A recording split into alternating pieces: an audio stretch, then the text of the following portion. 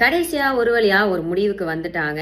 CBI, IUML, அதுக்கப்புறம் விசிகா இவங்க எல்லாரும் சேர்ந்து ஒரு வழியா நம்ம டிவிகேக்கு வந்து வெளியே இருந்து ஆதரவு கொடுக்குறாங்க. வெளியே இருந்து ஆதரவு கொடுக்குறாங்கன்னா எங்க கூட்டணியை விட்டுட்டு உங்ககிட்ட வரல, வெளியே இருந்து நாங்க சப்போர்ட் பண்றோம். இது ஏன் சப்போர்ட் பண்றோம் அப்படின்னு பாக்கணும்னா, அதாவது பிரசிடென்ஷியல் ரூல் அப்படின்னு போயிடுச்சுன்னா டைரக்டா பிஜேபியோட ரூல் வந்துரும் அப்படின்ற ஒரே காரணத்தினால சரி ஓகே, கஷ்டப்பட்டு இவ்வளவு தொகுதி ஜெயிச்சிருக்காங்க, அதனால நம்ம பையனுக்கு ஒரு சான்ஸ் கொடுத்து பார்ப்போம் அப்படின்னு சொல்லிட்டு நம்ம விஜயனனுக்கு வந்து ஒரு சான்ஸ் கொடுத்து உட்கார வச்சிருக்கோம். அப்பயே நல்லா யோசிச்சு பாத்துக்கோங்க, எங்களோட தயவுனாலதான் நீங்களும் இப்ப ஆட்சி அமைச்சிருக்கீங்க.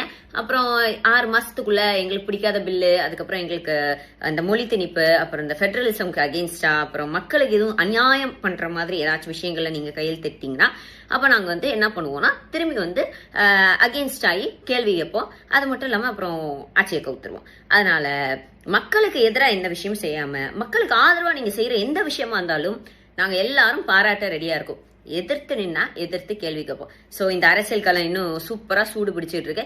ஆல்ரெடி PM ஸ்ரீ ஹிந்தி மொழி திணிப்புக்கு கேட்டுட்டு இருக்காங்க அண்ணன் கிட்ட.